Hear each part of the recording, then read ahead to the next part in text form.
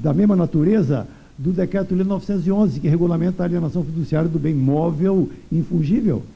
Depois da busca e apreensão, o devedor fiduciário, efetivada a notificação para purgação da mora, ultrapassado o prazo e não purgada a mora, dá-se a busca e apreensão, e a lei prevê, lá no bem móvel, que 5 dias após consolida-se a propriedade no credor fiduciário. E dali em diante o devedor fiduciante tem o direito apenas de pagar a integralidade da dívida para readquirir o imóvel. Ele não é mais proprietário, ele tem que readquirir, não cabe mais purga de mora. Essa lei é objeto de um incidente de... Deixa eu um instante, só que... está aqui. Este incidente de resolução de demandas repetitivas no estado de São Paulo. E nesse incidente eu estou representando a ABCIP como amicus curiae, como advogado da amicus curiae, ABCIP. E já estive com o relator da matéria e tive uma boa impressão da interpretação que ele faz. Eu já tinha estado com ele antes, num debate na Escola de Magistratura, e ele entende como nós entendemos, que, na verdade, independentemente da Lei 13.465, a impressão que ele me passou é que ele entende, efetivamente, que uma vez consolidada a propriedade, não é mais dado o direito de purgação de mora. A gente imagina que essa questão se resolva proximamente, ainda neste ano. Bom, questões decorrentes do leilão. O preço mínimo agora, pela Lei 13.465, o preço mínimo para venda no primeiro leilão agora é o maior dos dois, entre o valor de avaliação constante do contrato e o valor avaliado pela prefeitura para efeito de TBI. Por que o valor da prefeitura para efeito de TBI? Primeiro, porque é de um órgão isento. Segundo, porque é próximo do momento do leilão, ou seja, é uma avaliação atual, é uma avaliação presumivelmente a preço de mercado. E, obviamente, se este valor for maior do que o do contrato, favorece ambas as partes, interessa a ambas as partes que ele seja oferecido por esse valor maior. Não se alcançando o valor, não se alcançando a...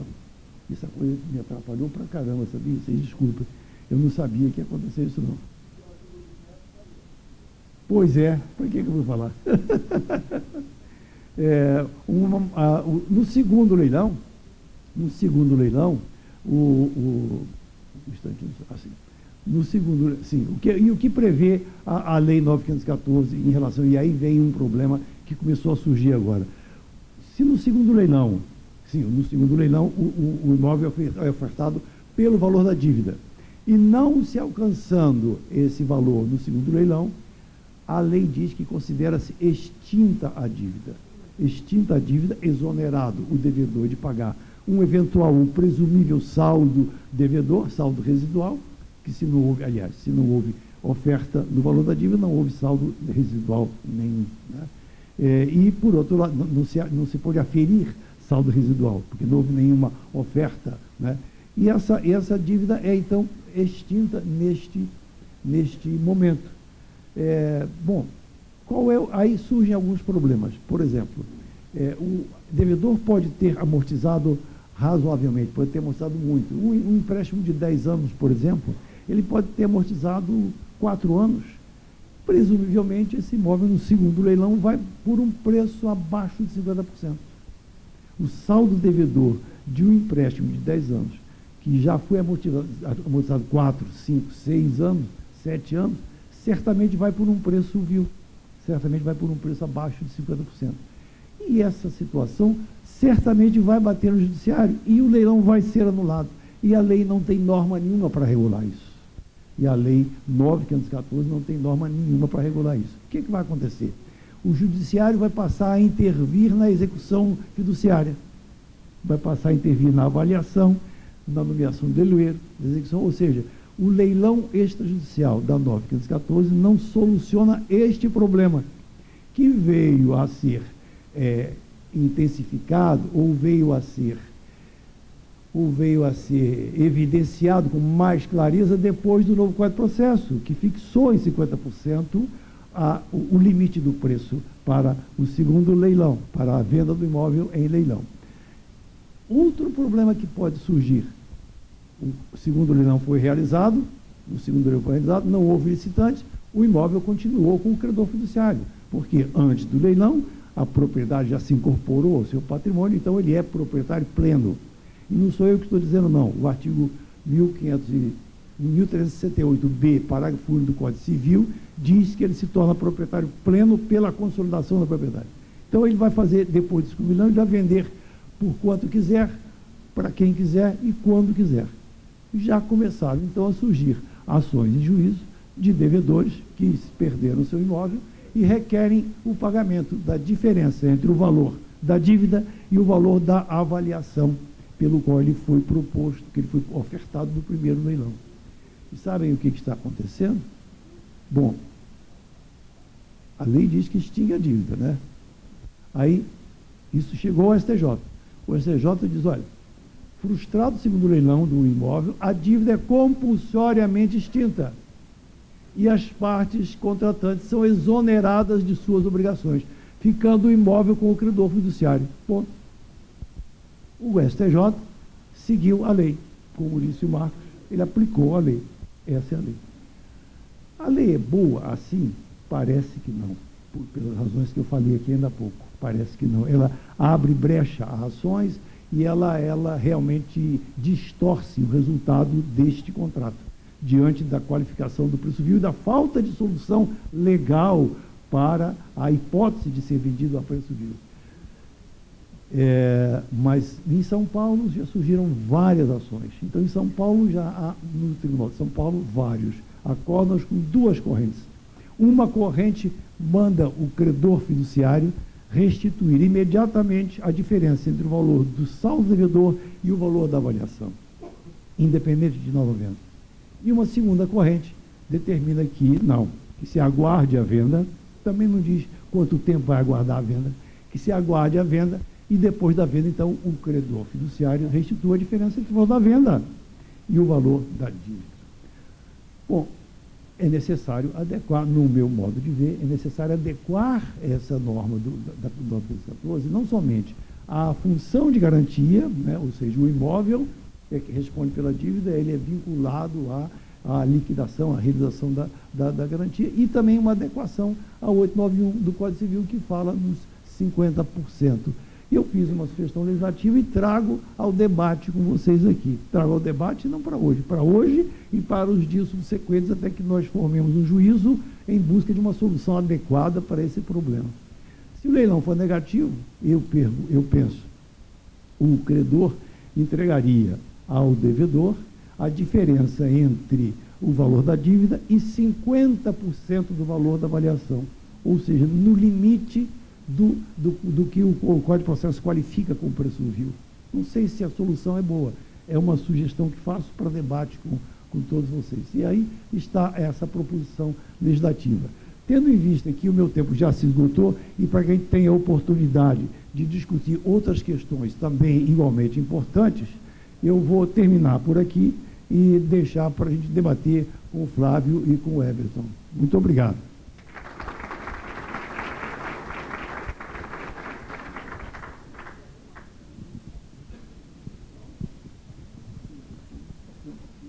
Bom, parabéns ao professor pela bela explanação. Sei que as alterações legislativas são muitas e nesse tempo exíguo o senhor selecionou as mais importantes, né?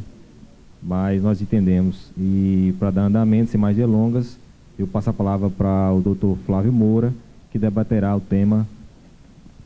Fique à vontade, doutor. Bem, boa tarde, né? Daqui a 5 minutos entraremos no terceiro turno.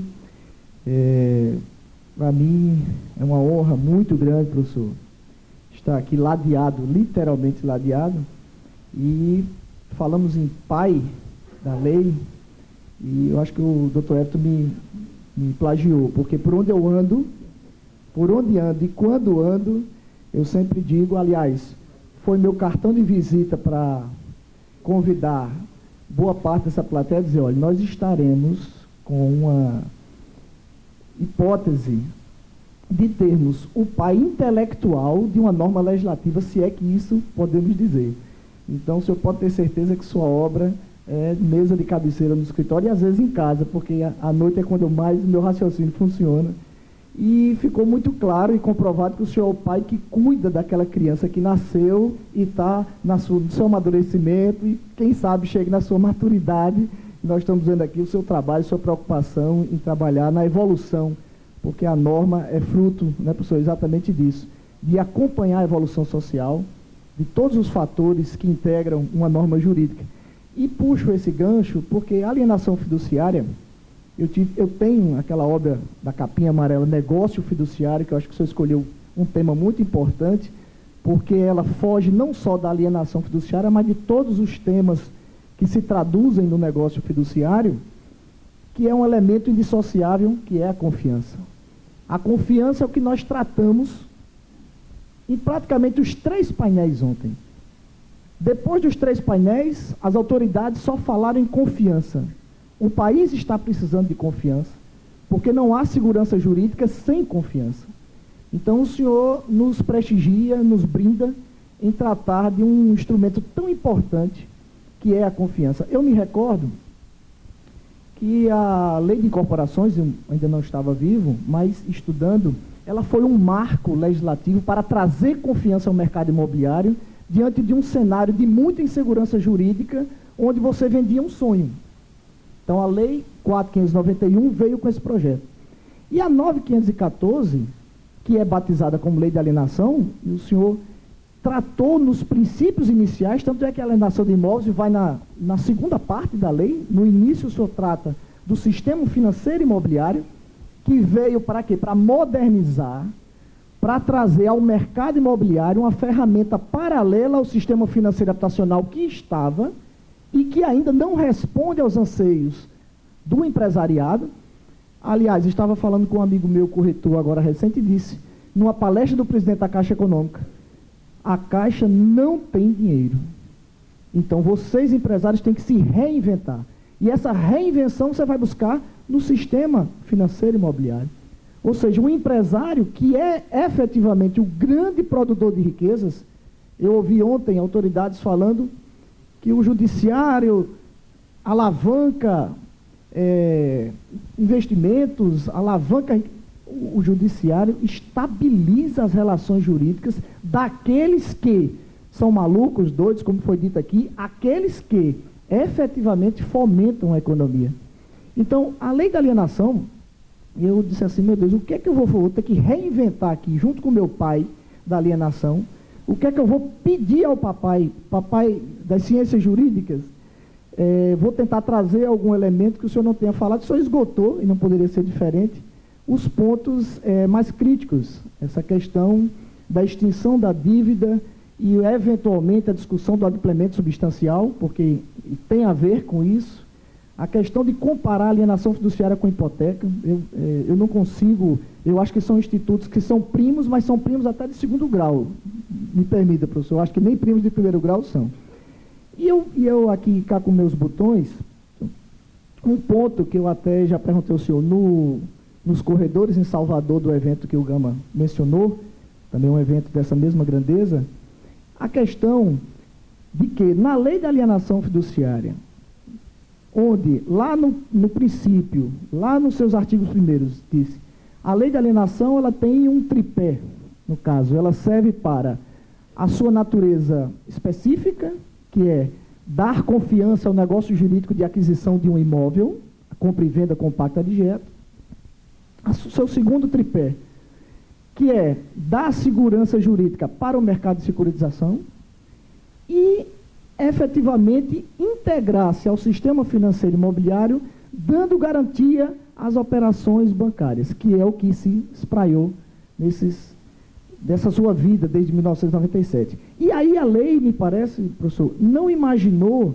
que ela fosse desvirtuar da sua atividade principal, e hoje nós vivenciamos aqui, tem casos específicos, em que a lei de alienação, ela não conseguiu tratar as hipóteses quando não é para garantir uma compra e venda, que é o caso que eu vou passar para o senhor tentar me ajudar, e talvez seja uma dúvida compartilhada com esse público tão atencioso. Caso a alienação fiduciária seja uma garantia de uma operação bancária, pegasse um empréstimo de 500 mil reais, 200 mil reais, faz-se o contrato de financiamento pela Lei 10.931, uma cédula de crédito bancário, uma CDC, apresenta-se o imóvel em garantia e, como nós sabemos, os juros das operações bancárias não se compatibilizam normalmente com os juros mais módicos do financiamento imobiliário. Então, a dívida cresce muito rápido, o imóvel não acompanha e, na grande maioria das vezes, você vai a leilão com um bem que vale 400 mil e a dívida já está em 1 milhão. Então, fica aí a primeira pergunta, professor. Quando o devedor perder esse bem, ainda tem saldo a ser cobrado pelas instituições bancárias? Porque, pelo princípio mor da alienação, segundo o leilão, não teve ofertantes, extingue-se a dívida. Segundo ponto, que também interessante, que já estou no judiciário com ele, e não tinha ainda, tive até dificuldade de achar jurisprudência, mas achei 2, inclusive, fora daqui, que é a questão do artigo 5º, parágrafo 2º. Eu sugeri a um cliente meu aqui que poderia cobrar juros compostos na promessa de compra e venda. Mas com base em quê? Com base no artigo 5º, parágrafo 2º da Lei 9.514, que diz: nas operações de comercialização de imóveis, qualquer ator do mercado imobiliário poderá utilizar-se das cláusulas do artigo 5º, incisos 1 a 4, dentre eles, juros compostos. E aí, a minha sentença, que foi uma pérola, né, equipe, disse que a construtora não fazia parte do sistema financeiro imobiliário do SFI e, por conta disso, não poderia cobrar taxa de juros, que era abusivo, feriu o CDC, e aí saiu para a regra geral, que eu entendo que não se aplica quando você tem uma norma específica, até porque o STJ pacificou, desde aquela medida provisória, eu acho que do FHC, que se perpetuou, quando houver juros compostos pactuados no contrato, eles são legítimos e não há aplicação do crime de usura. E aí é o segundo questionamento, para o senhor aproveitar e abrilhantar mais ainda o meu papel coadjuvante aqui. Se, efetivamente, na promessa de compra e venda, respeitando aquele parâmetro de que o contrato tenha pelo menos 60 meses, para não haver discussão de que ele é um contrato de longo prazo, pode-se fixar juros compostos baseados no artigo 5º, parágrafo 2º. E, por fim, quero dizer, falando de pai, falando de confiança, eu lembrei do meu pai, que amei enquanto na terra e ainda amo espiritualmente no céu. Disse: meu filho, olha, você não gosta de estudar muito, né? Então você vai ser advogado, você fala demais. Agora, se espelhe nas pessoas de bons costumes, se espelhe nos bons instrutores. Eu fiquei com aquilo, eu digo, eu acho que meu pai tem razão. E eu me espelho não nos bons, mas no melhor. Então, por conta disso, meu primeiro pedido, quando o senhor terminar a palestra, é autografar esse livro, porque o senhor é o melhor em alienação fiduciária. Muito obrigado, senhor.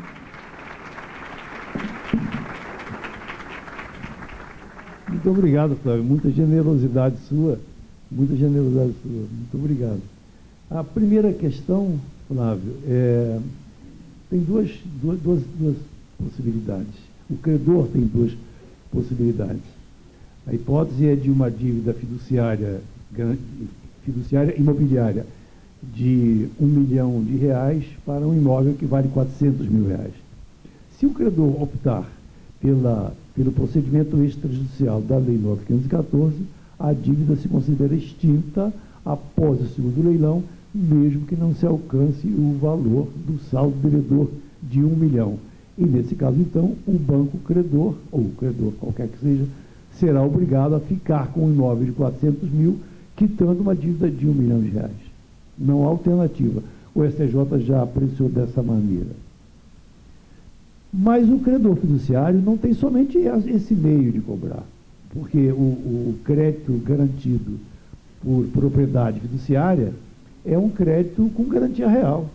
E o artigo 794, 874, não me lembro qual exatamente, do Código de Processo, que qualifica os títulos extrajudiciais, no inciso 5º, se não me engano, 5º ou 4º, qualifica os contratos garantidos por hipoteca, anticrese, penhor ou outra garantia real. A propriedade fiduciária é uma garantia real. Então, o credor fiduciário tem legitimidade para propor ação de execução judicial. Nesse caso, ele poderá penhorar tanto o direito aquisitivo, o CPC, lá no 835, fala que o direito aquisitivo pode ser penhorado, o próprio credor fiduciário pode penhorar o direito aquisitivo do devedor fiduciante e pode, em seguida, requerer a avaliação desse direito, que deve ser inferior ao valor da dívida. O que ele poderá fazer, então? Ele poderá requerer a adjudicação do direito aquisitivo. Pode parecer estranho, mas é isso. Ao adjudicar o direito aquisitivo, ele obtém a consolidação da propriedade, do mesmo modo que qualquer outro credor que em execução penhore um bem e torna-se proprietário pleno daquele bem. Diz o Código de Processo que ele prosseguirá a execução pelo saldo remanescente, ali no mesmo processo. E ele, então, ali vai penhorar outros bens do devedor fiduciário, pela execução comum, pelo procedimento comum de execução, tantos quantos bastem para a sua quitação plena. Então, ele tem essa possibilidade. Evidentemente que ele vai seguir um procedimento mais lento, mais complexo, mais caro, muito mais demorado. Mas ele tem essa possibilidade. A primeira questão. A segunda questão é relativa, sim, à possibilidade do credor, do incorporador vender nas mesmas condições permitidas para as entidades do SFI. A lei não deixa dúvida nenhuma quanto a isso. É o parágrafo 5º do artigo 4º, se não me engano, ou o parágrafo 5º do artigo 5º. Segundo do 5º. O parágrafo 2º do artigo 5º permite a que o incorporador opere na comercialização de imóveis, nas mesmas condições permitidas para as entidades do SFI. De maneira que não há nenhuma dúvida quanto a isso. Não creio que haja nenhum fundamento legal nessa sentença. E qual a razão de ser dessa disposição da Lei 9.514?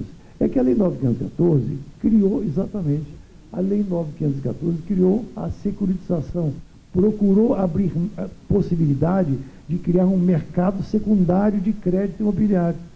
E para que haja um mercado secundário no qual o crédito imobiliário circule, tem que falar a mesma língua, ele me respondeu, o Flávio me respondeu, tem que falar a mesma língua, mesma taxa de juros, mesmo critério de cálculo de juros, porque se ele não usar aquele critério de cálculo de juros que o banco cobra, o banco não vai comprar o crédito dele, ele não vai ter mercado para ceder o seu crédito.